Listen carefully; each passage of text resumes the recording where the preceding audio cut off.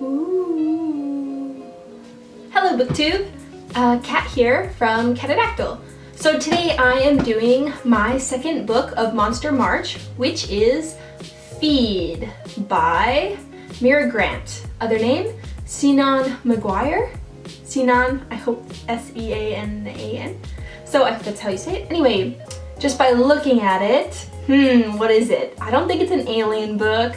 No, maybe not a vampire book. Ooh, it's a zombie book. So this is actually the first zombie book I have read of all time. I don't know, zombies just kind of aren't my thing.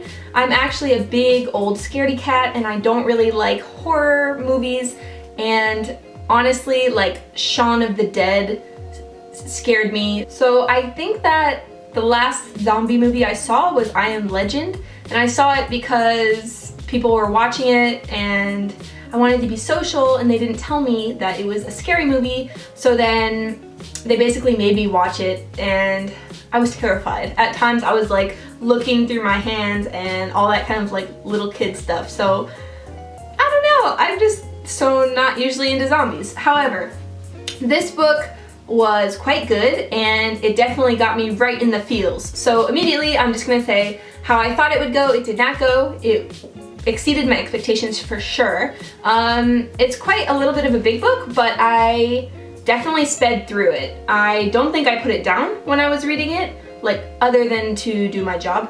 But yeah, and throughout the novel, let's just talk about the format a little bit. So in the novel, every single chapter has a title and then like quotes from characters that are in the book. And so so then it goes through the chapters, and then sometimes between the parts there are blog postings from the main characters.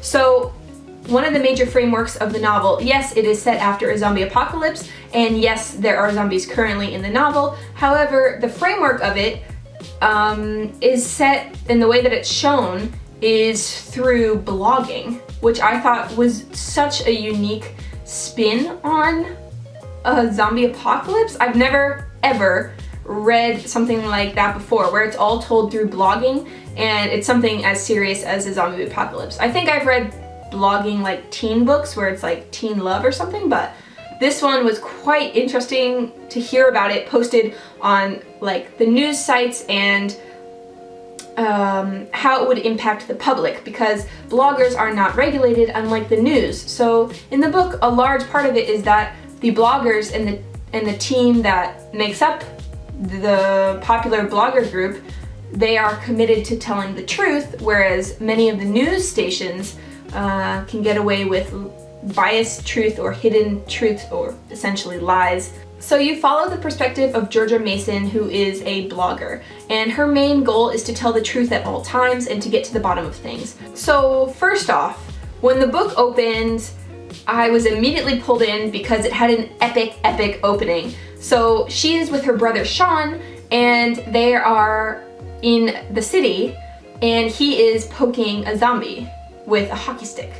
And immediately I'm like, is he crazy? Like, he's gonna die and they're both gonna die and it's gonna be over so quickly because they're idiots, or he's an idiot, but it's for views. So she's filming the whole thing, and then there's like a trap of zombies and they're running and he jumps on her bike, and then they're like going up a hill, which could be a trap, and then they launch off the hill and they go over a crowd of moaning zombies, and I'm just like, whoo, okay, well this book is clearly super interesting and I will keep reading, thank you very much.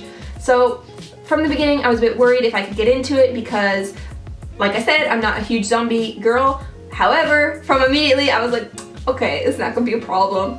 We're gonna be able to get along, me and you.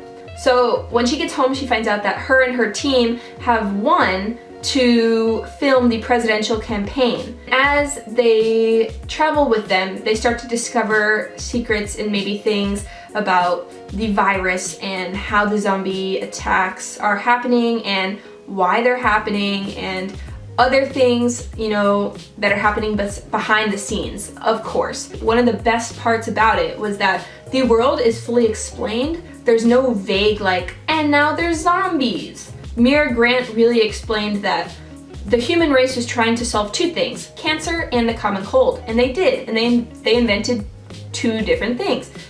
Cancer's gone, common cold is gone. But what happens when you put it together? It makes zombies. That's not exactly true, I oversimplified, but it makes a virus that can infect people and then they become zombies as long as they weigh more than 40 pounds. There's 3 ways that you can become a zombie. 1, die and reanimate. 2, be bitten by a zombie or share fluids. And 3, spontaneous conversion. And if that doesn't scare the living dickens out of you, I don't know what does. When I read that, I was like, oh, somebody, like, that sucks. Like, you've just had these cells like dormant and then something triggers it and you just go through spontaneous conversion and become a zombie. Like, that's absolutely terrifying.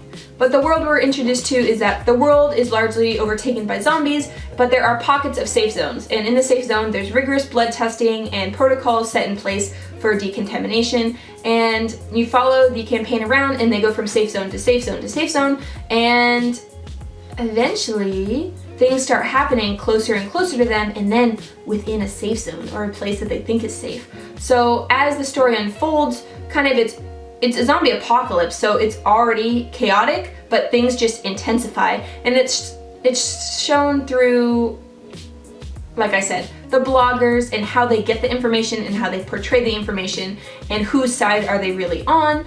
And I thought it was really a unique way to talk about it. And I will just say that the ending was phenomenal. And I know that this is in a series. This is the Newsflesh series. So a lot of her word choices have to do with the duology behind being a blogger and zombies. So obviously this is feed as in like news feed and feed like I'm gonna eat you.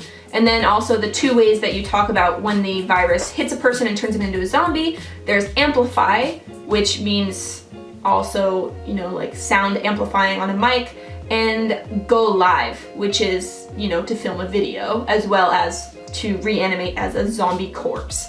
So there are so many interesting things in this book, and I never would have picked it up if my friend hadn't just had it in her bag and I asked to borrow it. So it's quite an unexpected read, but I really recommend it if you like zombies. Yeah, so if you're looking for that kind of book, then please give it a read. So that wraps up today's review. I hope you liked it, and yeah, please leave me a comment if you've read it or you want to read it. And also, if you have any zombie books to recommend that aren't too gory, because I can't do a lot of gore. Like I said, I'm a little bit of a chicken, but yeah, I quite enjoyed this, so I don't think I've been turned off zombies at all. If minorly, I'm looking forward to my next zombie book. I don't know what it will be, but if you have any recommendations, please let me know. So yeah, this is the end of it, and happy reading. See you, bye.